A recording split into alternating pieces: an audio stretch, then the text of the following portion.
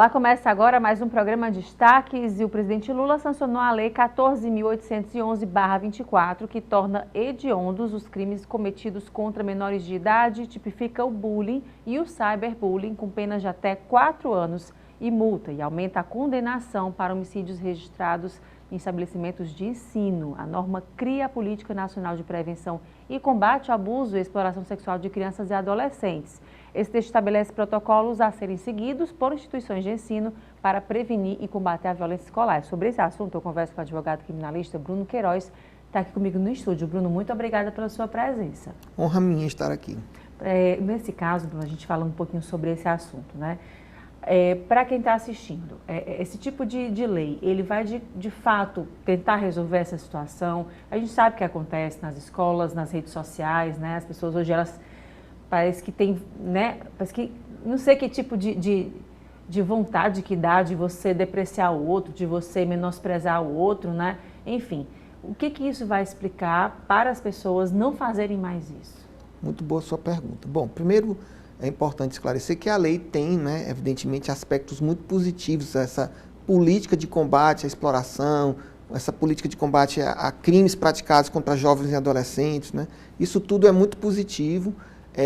Agora, a questão do bullying e do cyberbullying, a forma como foi tipificado, como foi colocado no Código Penal, ainda é deficiente, porque ficou uma conduta muito aberta, né?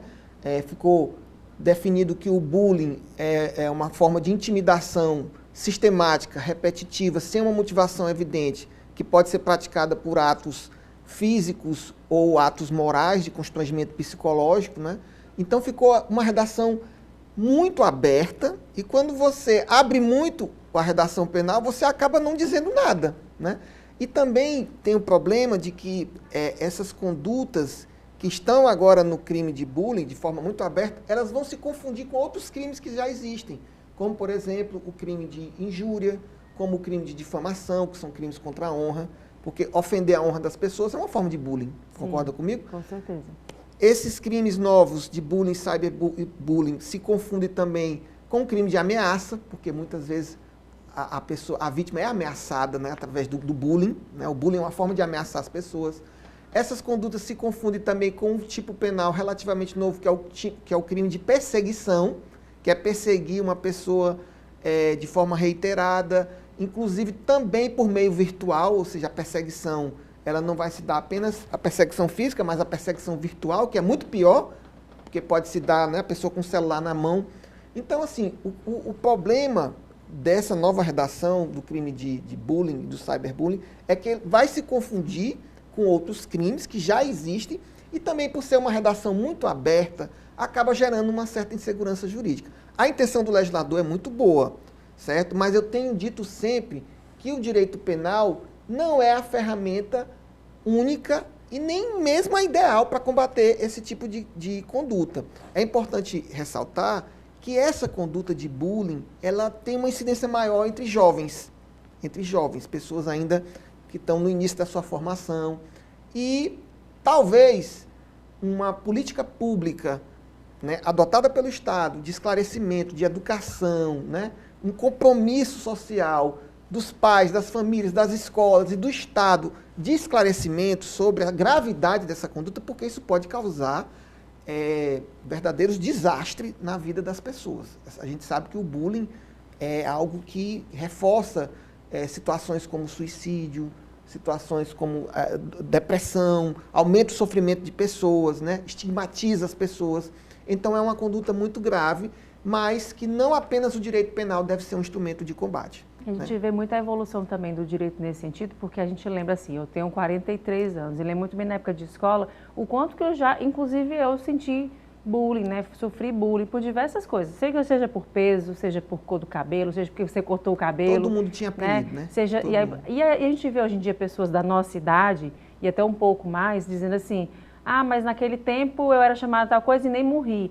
Não morreu, mas deu um trauma, com certeza deu, né? Teve um traumazinho, né? Ou trauma grande, né? Isso, e o direito avançou nesse sentido também, né? De chegar e dizer assim, olha, a partir de agora, assim, já era para ter sido antes, mas a partir de agora isso não é correto, né, a se viver em sociedade, né? Então, assim, as pessoas tentarem colocar na cabeça delas o lugar de empatia com o outro, né, é importante nesse sentido. Com relação, você falou que o direito penal, ele não por si só resolve isso. O que de fato poderia resolver junto com essa lei? Exatamente. Essas informações. Eu acho que essa política pública de combate ao bullying, ela vai ser até mais importante, né? É claro que o direito penal, ele também tem a sua relevância, porque tem as pessoas que são residentes, né?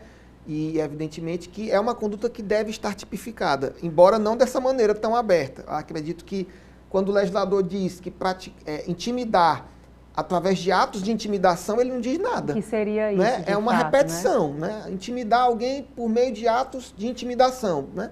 Ou seja, o tipo penal não diz nada, não esclarece, né?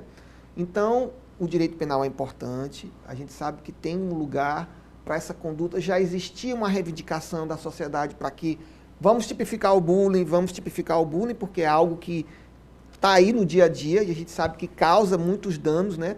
Mas também isso não significa que deve ser feito de qualquer maneira. Então, acredito que poderia ter sido uma legislação melhor elaborada. Porém, existem outros aspectos da lei positivos que você tratou, como essa política nacional de combate, né? Existe também um reforço do legislador no combate a condutas como, por exemplo, aliciamento de menores para gravações de imagens pornográficas, armazenamento de material pornográfico, né? Também crimes como sequestro e cárcere privado de menores, esses crimes também eles foram agravados, né? Homicídios praticados em escolas públicas e privadas, também houve um agravamento, né? Teve um período muito recente que a gente, inclusive, muitas pessoas não levaram seus filhos à escola porque estava, né, saiu burburinho nas redes sociais, em grupos, né, de aplicativos de mensagem, que iriam acontecer massacres em escolas. Então, muita gente, eu lembro que não levaram seus filhos por medo mesmo, receio, né? E a gente acaba caindo, infelizmente, nessas boatarias, né? E sem controle, né? A gente acaba vendo que, de onde é que vem, né? Para poder punir. Está saindo para onde? Está saindo de onde? As pessoas meio que elas acham que elas podem, porque estão usando o telefone, elas podem fazer o que bem entende. Não é assim, né? Exatamente. Então, teve esse aspecto da lei também, esse reforço no sentido de tutelar com mais eficácia esse bem jurídico tão relevante, né? Que é a vida e a integridade física dos nossos jovens e dos nossos adolescentes, né? Então, eu acho que a lei também foi positiva nesse aspecto, apesar dessa mácula ao princípio da legalidade. Eu sempre digo que a legalidade penal é muito importante, porque é um princípio que diz não há crime sem lei anterior que o defina. E essa definição do crime na lei, ela tem que dar uma segurança jurídica para todos nós, porque eu preciso saber o que é o bullying, você precisa saber, todos nós precisamos entender o que é o bullying, até para não praticar. E quando a lei é muito ampla, ela não explica, né? Então, essa função de segurança jurídica do tipo penal, ela não foi observada nesse caso, né? Então, acredito que poderia ter sido melhor, e ainda pode ser alterada, né? Acho que no futuro pode haver alterações para que a lei fique melhor disciplinada. E é importante também esclarecer, por exemplo, no crime de bullying, a pena é a pena de multa, né? Eu acho que uma pena de multa, por exemplo, para quem tem dinheiro, a pessoa diz o seguinte, bom, eu pratiquei um bullying, paguei uma multa, então vou pagar outra multa aqui. Tá tudo certo. Tá tudo certo, né? Então, assim, eu acho que se o legislador quis dar uma gravidade maior, eu acho que essa pena de multa talvez não fosse adequada. Até porque no nosso Código Penal não tem crime só com a pena de multa, né? Sempre tem a pena privativa de liberdade, que pode ser convertida em pena alternativa, né? E um aspecto muito interessante nesses crimes de bullying, eu acho que a pena que deve ser aplicada ao agressor pode ser sim uma pena alternativa, mas tem que ser uma pena que o faça refletir. Por exemplo, por que esse agressor não é encaminhado, por exemplo, para clínicas onde as pessoas que são vítimas de bullying têm que se submeter a um tratamento? E esse agressor, ele passa a fazer parte desse tratamento, ele passa a entender a gravidade do crime que ele pratica, né? Essa é uma pena que pode fazer esse agressor refletir. Então, eu acho que o nosso legislador, ele pode avançar nisso também. Ter alternativas, não só a política pública, mas até o direito penal, quando ele é utilizado, né? Até a questão da aplicação da pena, pode ser vocacionada. Imagine uma pessoa que cometeu um crime de trânsito e atropelou uma pessoa. Essa pessoa, é melhor colocar essa pessoa numa pena para cumprir uma pena privativa de liberdade ou para trabalhar num hospital recebendo os pacientes que são vítimas de crimes de trânsito, né? Então, eu acho que isso também pode ser um avanço na nossa legislação. Essa questão de consciência, né, das pessoas que estão envolvidas nesse tipo de situação. Bruno, falando do cyberbullying, né, a gente já nem lembra de outra história, a questão da fake news, né, e de que ela já está literalmente matando pessoas, né? A gente vê que o quão descontrolado, o quão irresponsável as pessoas estão fazendo isso, de forma que a gente vê na prática, infelizmente, pessoas tirando a vida, sendo vítimas de fake news, e recentemente aconteceu isso, né? A gente, enquanto jornalista, a gente fica triste porque são pessoas que nem da profissão são, né? Se dão como noticiários, né? Utilizam aquelas redes sociais para dar notícias, se dizem jornalistas, de fato não são. E a gente sabe a responsabilidade que a gente tem enquanto imprensa de passar a informação correta, respeitosa, ética, sobretudo, né? E, infelizmente, esses perfis não têm. E aí prova mais uma vez o quão irresponsáveis são, porque eles foram justamente chamados, né? Fizeram fake news, a pessoa solicitou que fosse feita a retirada, foi motivo, inclusive, pelo quem fez, motivo de chacota, né? Essa pessoa que pediu, né, foi motivo de chacota por quem fez a fake news, né, quem disseminou isso. Absurdo completo. E aconteceu o que aconteceu dessa moça ter tirado a própria vida. E aí a polícia, enfim, né, tudo está sendo feito, mas de fato a gente vê que isso está descontrolado, né, Bruno? O quão danoso é, né, a fake news. A gente achava que não, parece que no mundo das ideias, né, isso não existe. De fato já está existindo. Nesse sentido, como é que o direito pode realmente agir de fato nisso? Em complemento ao que você já expôs muito bem, pior de tudo é que a página continua publicando, passou ali uma semana, né, assim, de luto, né? Publicou uma nota ridícula informando que, na verdade, a página apenas pegava informações de outras páginas e publicava. Que para mim é uma confissão de que não é um jornalismo, como você disse, porque um jornalista ele não vai publicar sem investigar a veracidade. De forma alguma. Então, para mim, foi uma confissão de que eles ali é uma página que publica fake news, inclusive coloca um jargão urgente, né? Para chamar a atenção das pessoas que acompanham a página, que tem, salvo engano, mais de 20 milhões de seguidores. A responsabilidade, né? Então, eu acho que quem tem 20 milhões de leitores, possíveis leitores, tinha que ter uma responsabilidade, né? Antes de publicar. Infelizmente, a responsabilização criminal dos donos dessa página não é algo simples, né? Porque não existe um crime de fake news, assim, tipificado, né? Existem outros delitos que podem ser colocados ali na pauta para investigação, mas não tem um crime próprio, né? Se falou em induzimento ao suicídio, mas isso também tem que ser investigado, né? Por dolo eventual. Essa situação que você apontou de que foi procurado a página para retirar e, por exemplo, se ficar esclarecido que a página, que as pessoas responsáveis pela página foram informados de que a moça tinha algum problema de depressão, que tinha algum... E ainda assim, a página insistiu, isso pode ser considerado um induzimento ao suicídio por dolo eventual. Ela fez um texto, inclusive, né, solicitando, disse que não tinha, que ela tinha que teria tido um relacionamento com um youtuber famoso e tudo mais, que ela disse que não teve, não conhecia, e as pessoas foram, né, bombardearam ela de agressões, né, enfim, e ela solicitou, chorando, pedindo, e o próprio dono da página, no Twitter, colocou, disse para ela que não é redação de Enem, que textão. Ou seja, essa pessoa teve acesso a esse pedido de socorro dessa mulher. Foi um pedido de socorro. Né? Então, isso, a depender da leitura que as autoridades façam, delegado de polícia, promotor e juiz, poderia, em tese, caracterizar um induzimento ao suicídio por dolo eventual, quando a pessoa assume o risco, né? Mas o crime de fake news, esse não está tipificado. Existe uma discussão muito grande, existe um projeto de lei no Congresso.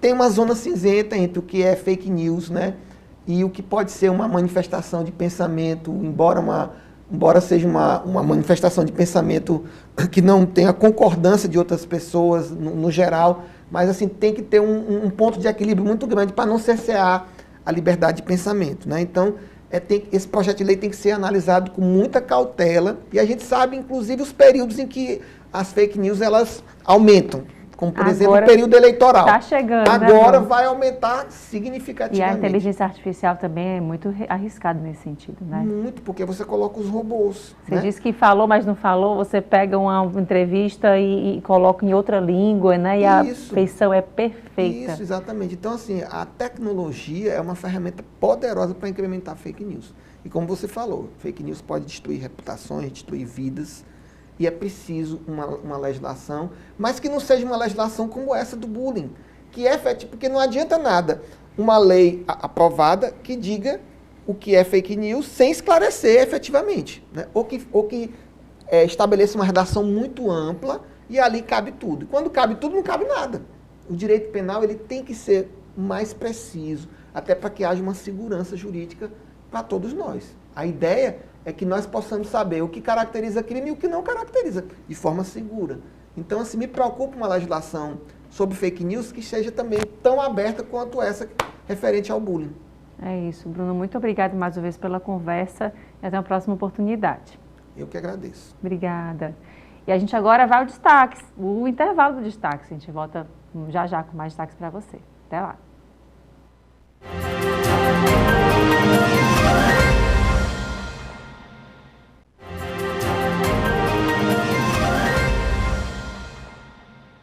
E a gestão eficiente de um condomínio requer planejamento cuidadoso e uma ferramenta crucial nesse processo é a previsão orçamentária. Ela não apenas ajuda a evitar surpresas financeiras, mas também permite que os síndicos e os condôminos estejam preparados para enfrentar esses desafios econômicos desse ano que está começando, né? Sobre o assunto, eu converso com o diretor do Grupo Atitude, Paulo Aragão. Paulo, obrigado pela sua presença. Obrigado pelo convite. Pois é, 2024 já iniciou e com isso essa previsão é necessária, né? Os condomínios têm que se programar, né? Como todo mundo sabe, a pessoa tem sua renda mensal e você faz a sua programação da parcela do carro, do apartamento ou dos seus gastos, e o condomínio é do mesmo jeito, né? A pessoa tem que saber quanto é que vai gastar de energia, da manutenção do elevador, de um zelador, e ele tem que ter a previsão para todo mundo poder ratear o custo anual, os condôminos que moram. E nesse caso, essa previsão tem que ser feita com antecedência ou ainda dá tempo de fazer? Dá tempo, o ideal é ser feita até o período janeiro, fevereiro, março, no começo do ano, para que os condôminos possam se atualizar da nova taxa. Esse ano vai ter um aumento considerável.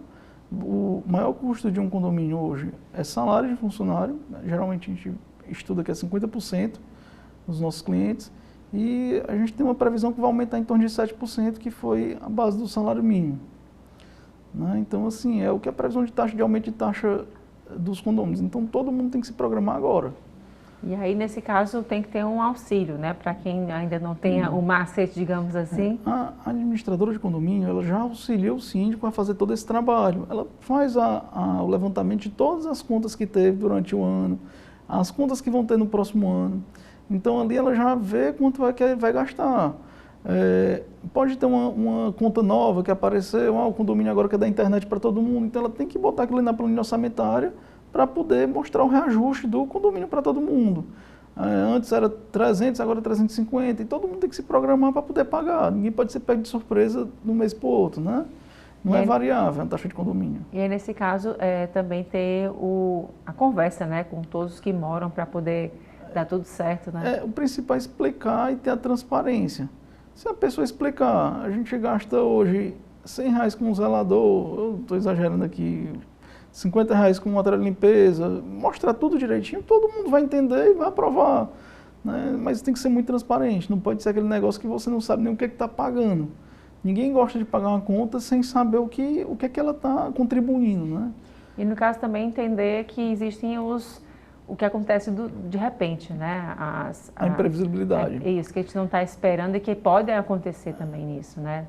Existe o fundo de reserva do condomínio, que é exatamente para estar preparado para uma situação que não se sabe o que pode acontecer. Pode cair um raio e queimar um transformador ali no condomínio, a piscina furar, um acidente que você tem que ter o dinheiro. Todo condomínio tem seguro, mas tem que ter uma bolsa de dinheiro dentro, porque não tem como você chegar para todo mundo hoje, pessoal, aconteceu um problema, vamos cada um contribuir com R$2.000. não é todo mundo que tem dinheiro sobrando na conta. Então o condomínio ele vai se preparando para aguentar tudo, né? O CNPJ é condomínio. E nesse caso também, nessa conversa, né, ter um suporte é essencial, né, para poder ajudar nesse sentido, né, explicar tudo, passar tudo para o papel. Hoje a administradora de condomínio tem um papel fundamental no controle e na gestão de contas. Ela ajuda bastante o síndico não fica sozinho. Muitas vezes o síndico é um morador, que ele não tem noção de condomínio, ele está ali para ajudar, para contribuir, e ele trabalha com outra coisa, às vezes é um médico, é um advogado, não é? Ele está olhando conta de condomínio, o custo do condomínio do dia a dia. Então, assim, a administradora ela faz essa prestação de contas, essa base da taxa e já entrega praticamente e mostra para todo mundo para poder aprovar. Então, fica muito a critério. Agora, hoje você tem um cenário do síndico profissional, que ele também já entende muito dessa parte. Acaba que fica também mais fácil, né? E aí, com relação a esse trabalho que vocês estão realizando, como é que está agora esse ano? Esse ano a gente está com 150 condomínios, tudo atualizando conta, a gente está com assembleia todos os dias em clientes, demonstrando, explicando. Todo mundo está chorando, porque o aumento está sendo até alto, está sendo em torno de 7% a 8%, né? Mas a inflação está alta, não tem o que fazer. É uma divisão de contas. Você vai fazer um rateio. Então, hoje, a gente está nessa corrida para poder atualizar as taxas de todo mundo, né, e com transparência para que todo mundo saiba o que está pagando. Ninguém fique chateado com a conta. E esse começo de ano para vocês é sempre mais complicado, assim, nesse sentido, por causa dos ajustes que têm que ser feitos? É mais corrido. Não vou nem dizer complicado não, porque o trabalho é muito contínuo, é todo mês. Mas é mais corrido porque demandam mais reuniões, assembleia de condomínio. Às vezes o pessoal não gosta de ir, mas tem que ir de vez em quando para saber o que está acontecendo ali na sua casa, né? Ninguém gosta de ter trabalho, eu mesmo não gosto, mas de vez em quando é bom ir. Tem que fazer. Tá, joia, Paulo? Pois muito obrigada mais uma vez, até a próxima oportunidade. Obrigado, até mais. Obrigada. E agora a gente fala também, aí continua falando de imóveis. Se tem um problema que é dor de cabeça para você que mora de aluguel ou que é dono de imóveis, o problema com certeza é a documentação imobiliária. Os números mostram que no Brasil, por volta de 60% dos imóveis estão com algum tipo de irregularidade na documentação, seja um registro de escritura, a troca de titularidade ou o número de matrícula. Esses são dados bem expressivos. Para a gente ter uma ideia, a cada 100 imóveis no Brasil, pelo menos 60 apresentam alguma irregularidade relacionada à documentação imobiliária. São dados do Ministério da Integração e do Desenvolvimento Regional. Por isso a gente vai conversar agora com a advogada especialista em assuntos imobiliários e CEO da RED, que é a empresa especialista em documentação imobiliária. Lara, o que é que significa esse número? 60% dos imóveis do país apresentam alguma irregularidade.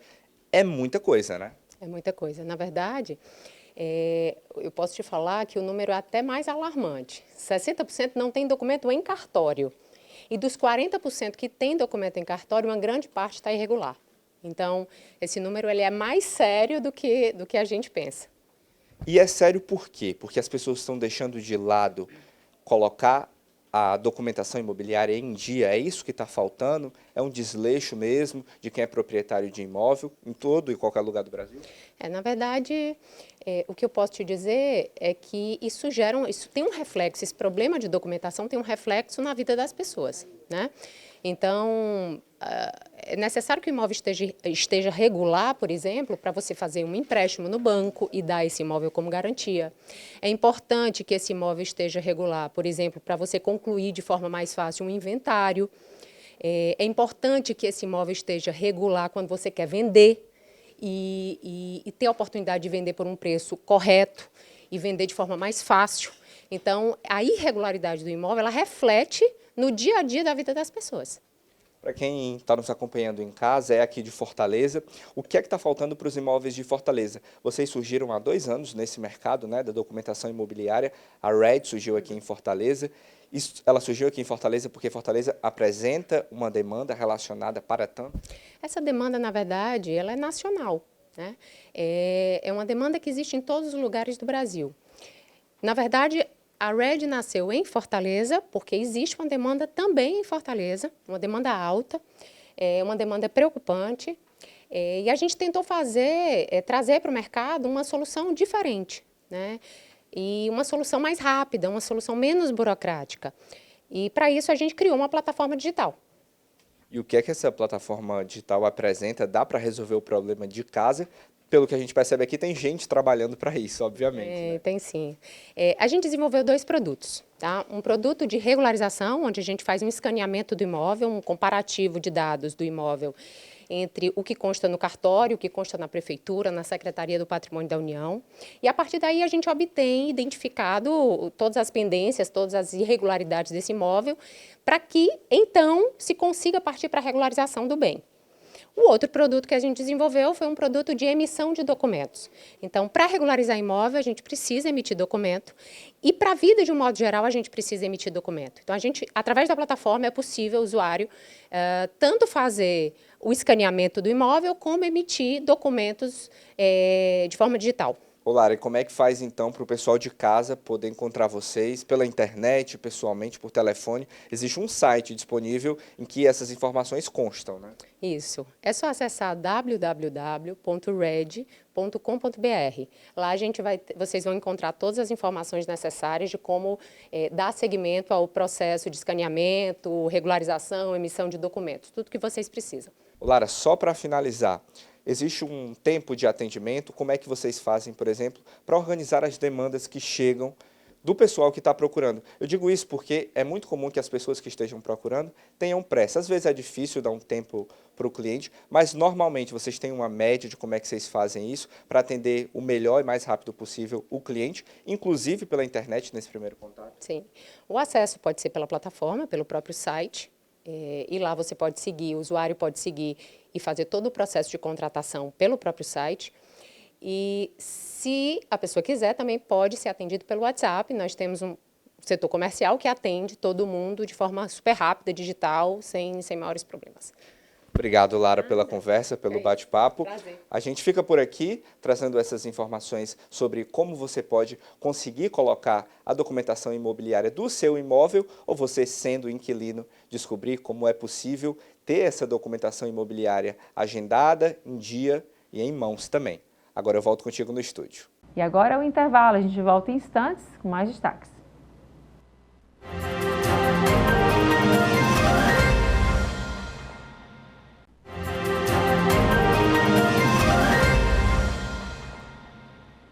E o Brasil bateu recorde no número de alterações de gênero no registro civil em 2023. Aqui no Ceará, o balanço dos cartórios, onde a mudança pode ser solicitada sem burocracia, mostra que o procedimento também apresentou esse crescimento, principalmente do gênero masculino para o feminino. O crescimento foi superior a 100%. Entre 2022 e 2023, o número de homens que mudaram para o gênero feminino no Ceará foi de 84 para 186. A alteração ela se deve principalmente à confiança que a população adquiriu nos cartórios, né? Em relação aos transgêneros, a mudança de nome e gênero que ocorreu aqui no Estado se deu muito pelo pioneirismo do Estado do Ceará na edição do provimento que regulou essa matéria. A desburocratização também fez o número de mulheres que solicitaram mudança de gênero crescer 75%. Já a mudança de prenome saltou de 132 para 276.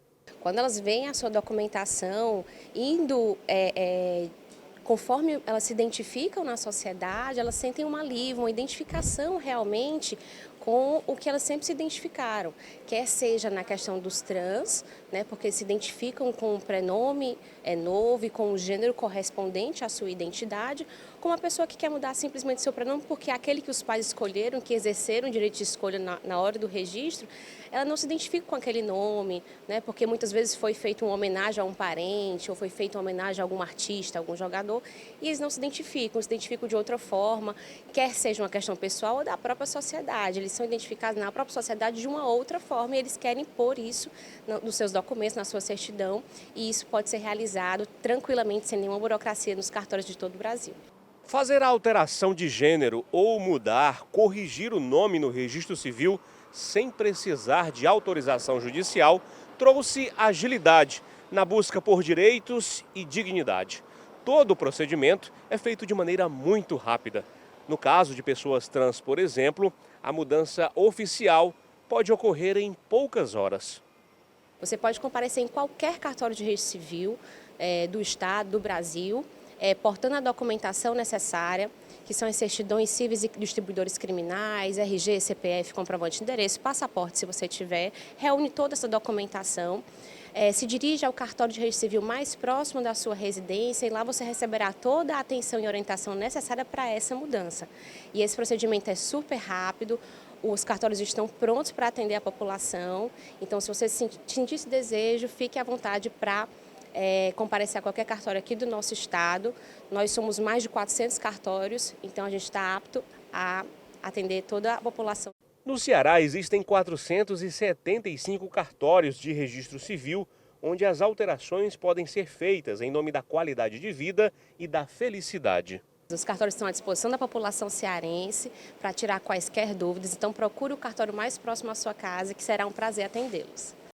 E o Tribunal Superior Eleitoral divulgou as minutas com regras para o uso da inteligência artificial em campanhas e propagandas relacionadas às eleições de 2024, nas quais se definirão os novos prefeitos e vereadores. Sobre esse assunto, eu conversei com Daniel Monteiro, especialista em cibersegurança e diretor de tecnologia da Digital College. Obrigado pela sua presença. Eu que agradeço. Falando sobre esse tema importante, né? A gente já está com as eleições pertinho, daqui a pouco já começou de fato, né? Mas já começou para muita gente, né? E a partir daí a gente vê as movimentações já acontecendo e tal. De que forma, né, essa inteligência artificial pode ser usada, né, para poder, enfim, fake news, né, coisas infundadas? Tem que ter cuidado, né, Daniel? A inteligência artificial, ela hoje, como ela está, com a evolução tecnológica que houve, principalmente no ano passado, ela é um grande recurso para a produção de conteúdos, as chamadas fake news. Até existe um termo técnico que quando uma fake news é construída por uma inteligência artificial, das que vêm sendo utilizadas hoje, elas são as chamadas deepfakes, que são as fakes profundas, né? Elas são mais elaboradas. Então hoje é possível, por exemplo, eu criar conteúdo de imagem, de som, de áudio ou de vídeo, conteúdos que podem ser fraudados, alterados, né? Então, isso vai ser bem evidenciado, vai entrar em evidência nessas eleições. Então, vai ter que ter bastante cuidado na utilização, principalmente quando eu estou fazendo um juízo de valor, quando eu recebo um conteúdo como esse. A gente está aqui conversando, essa entrevista está sendo gravada, vai ser disponibilizada, né, para o mundo, né? Porque a gente faz, hoje em dia nas plataformas e redes sociais, a gente não tem controle de onde é que está saindo.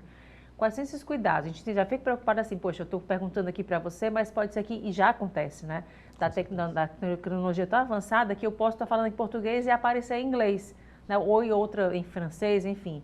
Isso já existe, né? Eu estou aqui falando em inglês, em português, na nossa língua, e ela aparecer para outra pessoa já como se eu tivesse, inclusive, até a gesticulação em inglês, né? Como é que a gente consegue, Daniel, de fato, se assegurar, né, proteção com relação a isso também? Esse é o momento onde os veículos, como a TV Otimista, eles vão fazer mais do que nunca o seu papel de ser um veículo de credibilidade. O que é que eu quero dizer com isso? Quando eu receber um conteúdo que ele não está vindo por uma autoridade, alguém que tem autoridade para falar sobre política ou conteúdo digital, eu não vou conseguir confiar nele, porque ele vai poder ser adulterado. Então, por exemplo, uma entrevista como essa, eu apenas vou confiar que ela está íntegra, que o conteúdo é realmente real e não foi modificado quando eu assisti do próprio site da rede de televisão. É a busca própria da pessoa, né? É exatamente isso. Então, o nível de confiança das pessoas, eu espero que isso aconteça nessas eleições, quando elas receberem os conteúdos vindo das redes sociais tradicionais, principalmente o WhatsApp ou Instagram, TikTok, que está muito em evidência, que exista um certo nível de desconfiança. E caso a pessoa fale, olha, essa informação é relevante, que ela vá buscar a fonte.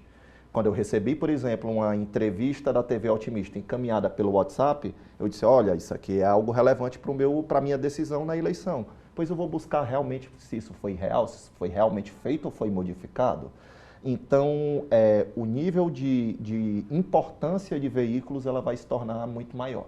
A gente vê isso já acontecendo com relação aos golpes, né? Quando vem um link de uma loja que a gente comprou, enfim, que gosta, que mostrou interesse, que veio o algoritmo e mostrou aquilo, aquele golpe chega para a gente, né? Não é receber, né? É você ir atrás, você ser o buscador da história, né? Isso, e essas técnicas já são utilizadas no caso de golpes há muito tempo.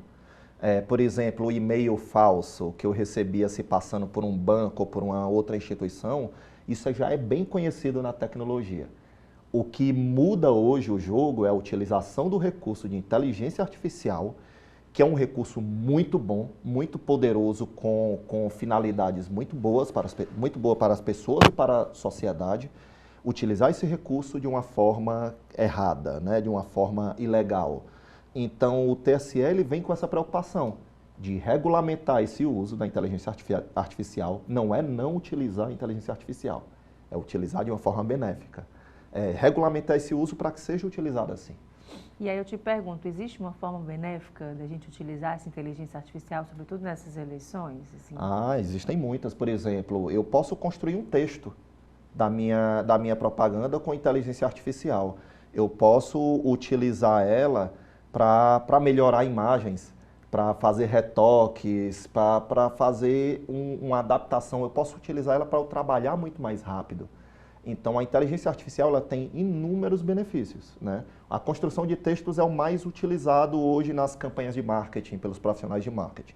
E aí o risco vem quando eu passo a construir conteúdo com segundas intenções.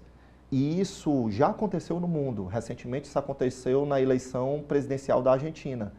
E foi facilmente identificável porque era apenas uma pessoa se candidatando, era uma eleição para presidente. O risco está nas próximas eleições que nós vamos ter, porque as eleições municipais elas são muito capilarizadas. Elas vão eleger os prefeitos de cada cidade do país.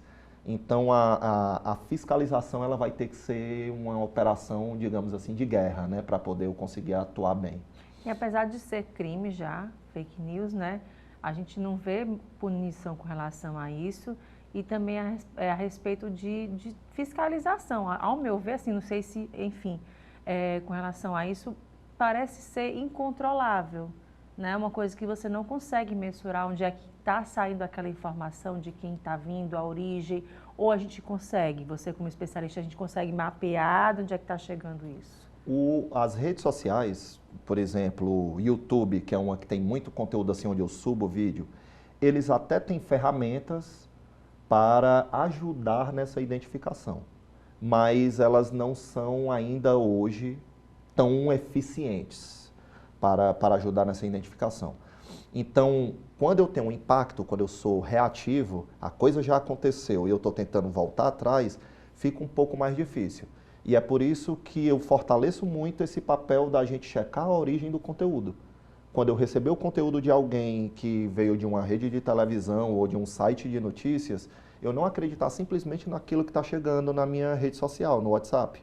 Eu ir checar na fonte para ver se isso está acontecendo. E vem o lado bom. Esse poder da inteligência artificial está tão grande com relação a adulterar conteúdos digitais que eu acho que vai gerar um maior nível de desconfiança nas pessoas, que não existia antes. Então, talvez esse fortalecimento da fonte ele vai ser maior nessa eleição. Daniel, e aí nesse caso também, né, falando das regulamentações, da fiscalização com relação a isso, você como especialista, assim, identifica que é preciso realmente regulamentar essas plataformas? A gente vê assim, hoje você pagou para determinada publicação que é uma fake news, que é uma informação completamente deturpada, um vídeo, enfim, mas eu paguei, vai.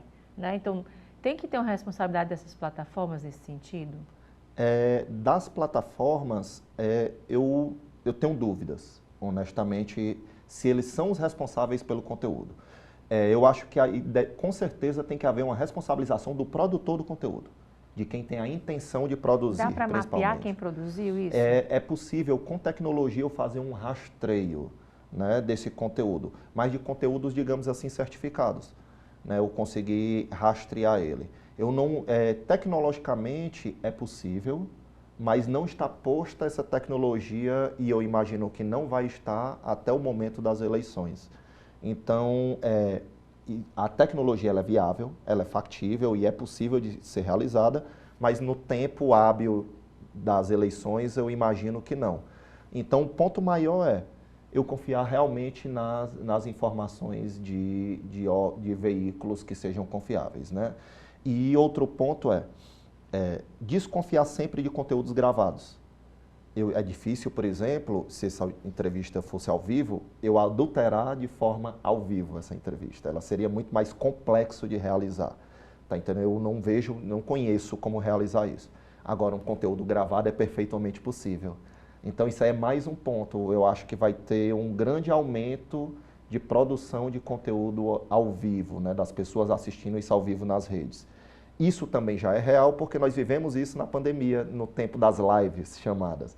Então, eu imagino que vai ser um recurso muito mais forte a ser utilizado pelos candidatos, a realização de lives. O presencial, de fato, né, acontecendo ali, que não tem como você mexer. Você pode até depois gravar, né, e aí, a partir daí, né, a gente sabe que na Deep Web, né, é daí para pior, né? E nesse caso também, com relação a isso, a gente tem notado um avanço muito rápido, né, da inteligência artificial. A gente, há pouco tempo atrás, acho que ano passado, no metade do ano passado, a gente estava conversando sobre ChatGPT, enfim, né, como é que é e tudo mais. Hoje a gente já fala de um avanço tão grande, as pessoas, né, serem manipuladas na sua fala, no seu olhar, na sua gesticulação, né, a maneira de falar, enfim, até às vezes já vi gravações nesse sentido, a pessoa aparecer como se ela estivesse falando inglês, mas ela não está. E a voz está mexendo igual, né? Então, assim, é de assustar isso, né? Então, nesse sentido, você espera desses avanços, já que está cada vez mais rápido, né? A gente consegue tentar controlar isso de uma maneira, enfim, digamos, saudável, né? A inteligência artificial é daquelas tecnologias que surgem que vêm para mudar o mundo. Eu enxergo que ela tem um impacto tão grande na vida das pessoas como teve as redes sociais ou até mesmo a internet. Ela é uma tecnologia chamada disruptiva, ela causa uma ruptura de como nós imaginamos as relações entre as pessoas. Então a inteligência artificial ela vem para mudar a nossa vida. Nós vamos nos tornar seres humanos muito mais produtivos com ela. Por exemplo, existem inteligências artificiais extremamente eficientes para realizar diagnóstico médico. Eu diminuo a possibilidade de falhas humanas com a utilização de uma inteligência artificial para avaliar, por exemplo, uma ressonância. E esse é um uso extremamente benéfico da inteligência artificial. Eu posso fazer isso para avaliar meus exames e me receitar o remédio mais adequado para o meu corpo sem uma falha humana. Então, esse é um uso muito inteligente. A gente já vem fazendo isso, o uso da inteligência artificial há muito tempo, por exemplo, quando a gente se desloca. Ela escolhe a nossa melhor rota para chegar na nossa casa. Isso também é muito bom para a humanidade. Então, existe muito mais benefício do que malefício na inteligência artificial. O problema do malefício é o mesmo que acontece com todas as tecnologias quando elas surgem. Tem pessoas que utilizam a internet para o bem, e tem pessoas que não utilizam para o bem, né? Então, eu imagino, eu tenho um olhar sempre otimista. Coincidência no nome da TV, né? Eu tenho um olhar otimista para a tecnologia sempre.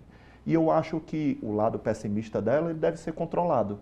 E deve ser punido quem utiliza com essa finalidade. Pontos de alerta, né? Para a gente poder ter em mente, né? Achar que tudo 100% vai dar certo, mas ao mesmo tempo ter aquele olhar do que pode acontecer para agir, para poder agir, né? É sempre o equilíbrio, é o olhar do equilíbrio, do controle, né? Então, assim, a inteligência artificial ela não vai ser uma adversária nossa humanidade, das pessoas, da sociedade. Ela vai ser uma grande aliada, né, das pessoas. O que a gente tem que fazer é usar ela com muita cautela, e também saber que ela vai fazer essa transformação nas nossas vidas. E a gente falando também nisso com relação às oportunidades de trabalho voltado para ela, né? Que cada vez mais se abrem também, né? Para quem está trabalhando com inteligência artificial, com tecnologias, olhar também para esse nicho, né? Do que está vindo, que explode. Você falou da área de saúde, né? Tem, enfim, de arquitetura e por aí vai, né? As pessoas se profissionalizarem com relação a isso e se atualizarem, né? A inteligência artificial ela vai ser transversal em todas as carreiras, em todas as profissões.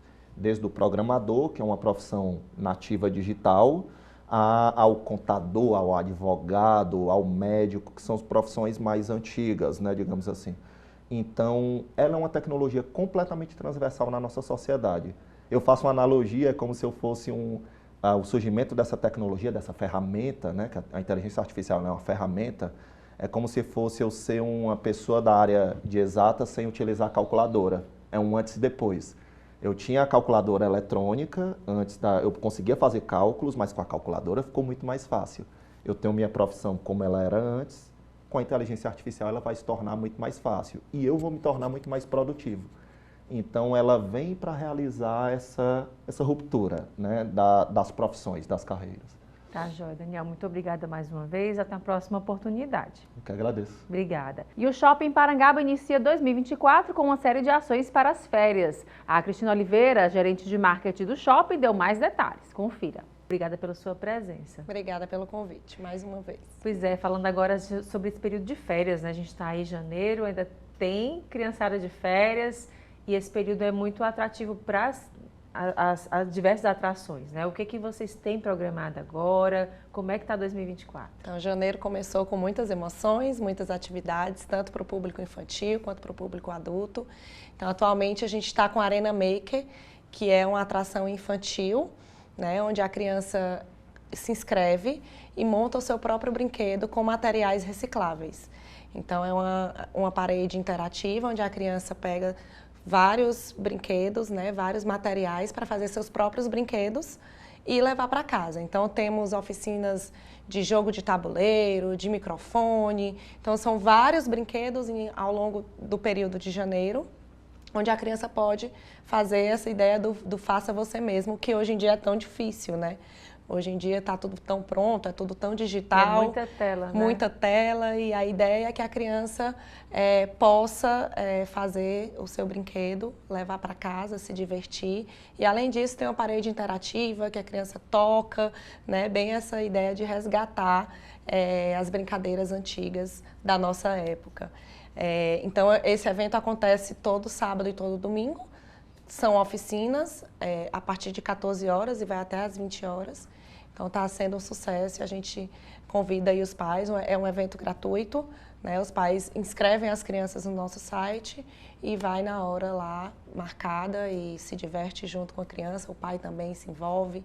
Então é uma ação super legal aí que está prometendo para o mês de janeiro para a criançada se divertir. Além disso, a gente está com a campanha de conscientização à saúde mental, ao cuidado à saúde mental, que é uma campanha que já está no ar no shopping. A gente está com diversas ações, tanto para clientes como para funcionários, né, de cuidado à saúde mental, de ações voltadas para bem-estar, como ginástica laboral, massoterapia, que é um assunto hoje, né, tão importante.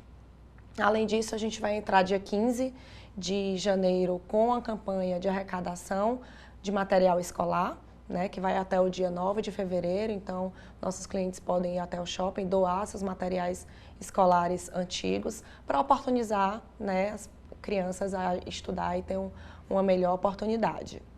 Além disso, final do mês a gente já inicia e aí já fala de carnaval. Esse ano o carnaval já está aí, né, comecinho de fevereiro. Então, no final de janeiro a gente começa com os blocos de pré-carnaval, tanto para o adulto quanto para o infantil, seguindo até o carnaval, que é nosso tradicional bloquinho de carnaval, o Parangaba Folia, que acontece esse ano voltado para os pequenos. E aí, esse é só um spoiler, quem tiver mais interesse, logo mais a gente vai divulgar em nossas redes sociais e no nosso site. Cristina, além dessas ações de férias, vocês também estão com promoções. Como é que está esse período agora? A gente viu aí o consumo muito alto, né, de Natal, Ano Novo, as festividades. Agora, geralmente, esse período de janeiro já é de liquidação, né, de Sim. mudar o estoque. Né? Sim. Como é que é a movimentação por lá? Então, a movimentação está intensa. Temos muitas lojas em promoção, então a gente está com a campanha Liquida Parangaba, que são descontos até 70%, muitas lojas envolvidas, de fato, né, para fazer essa troca e a Liquida de Verão que a gente fala, que ainda tem muitos produtos voltados para o verão, então vão lá, vão conferir, que está um sucesso, realmente preços muito abaixo do que a gente costuma ver aí. E no caso, além dessa programação, né, vocês pensam para diversidade, né? Assim, tem adulto, criança, idoso. Como é que vocês estão pensando essa programação completa? Exatamente. A ideia é proporcionar para a família toda uma experiência de diversão, de entretenimento. Então, por isso que a Arena Maker, o pai pode entrar e fazer junto com o seu filho o brinquedo, e o pré-carnaval e o carnaval que a gente tem tanto para adulto, mas obviamente o adulto pode levar a sua criança e também se divertir, mas as bandas são mais adultas. E a gente tem o pré-carnaval e o carnaval infantil, que também nada impede dos pais se divertirem. É muito comum que a família inteira vá e se divirta, porque são músicas, né, atuais, mescladas tanto para adulto quanto para infantil. Então, shopping é isso, né? É um lugar diverso, que a gente quer que todos se sintam bem, se divirtam, se alegrem, e a gente trabalha exatamente para levar isso para os nossos clientes. E é um espaço também de você resolver problemas, né? Às vezes você tem com documentação, um serviço, você precisa pagar uma conta, né? Você precisa passar o dia inteiro lá para resolver. Tá tudo certo, né? Vai para o cinema, vai resolver pagar uma conta, vai tirar um documento, enfim. É um espaço agora que ele se ampliou, né? Sim. Ele está cada vez mais próximo do consumidor, né? A ideia é essa, né? É que o cliente consiga ir no shopping e resolver a sua vida. Hoje em dia a gente quer, né? Tempo é muito valioso, então você tem um lugar que você consiga, exatamente o que você falou, pagar a conta, jogar na loteria, lavar roupa, né? Se divertir, assistir um filme, fazer sua refeição, malhar. Nós temos academia, então é algo que de fato é diferencial. Para mim, por exemplo, eu que trabalho lá, é extremamente importante que eu consiga resolver. Eu passo o dia lá, então de fato eu resolvo tudo que eu tenho num só lugar, né? Isso otimiza tempo. Tempo hoje é dinheiro, é válido, é super valioso, e é isso que a gente está fazendo, né? Ainda mais para esse ano temos muitas, né, coisas a acontecerem ainda, falando comercialmente falando, novas lojas, novas operações, novos serviços. E, além disso, os serviços gratuitos que a gente oferta, como abafador de ruído, né? A gente sempre tenta trazer novidades para que o cliente se sinta cada vez mais importante, né? A gente trabalha para encantar e servir nossos clientes, tanto na área de entretenimento, quanto na área de lazer, comercial. Em 2024 a gente tem várias coisas aí para acontecer bem legais. E o Destaques fica por aqui. Obrigada pela sua companhia e até o próximo programa.